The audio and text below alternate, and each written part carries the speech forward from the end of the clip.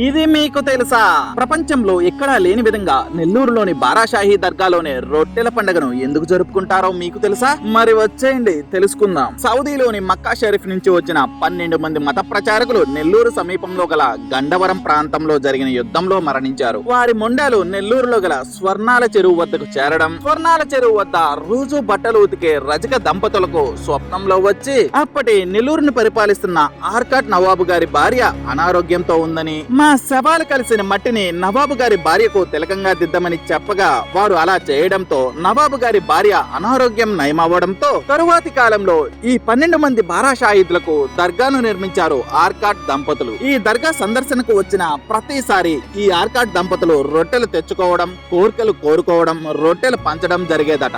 నాటి నుండి నేటి వరకు కోర్కెలను కోరుకోవడం, తీరిన వెంటనే రొట్టెలను మార్చుకోవడం ఈ ఆనవాయితీకి 3 దశాబ్దాల చరిత్ర ఉంది.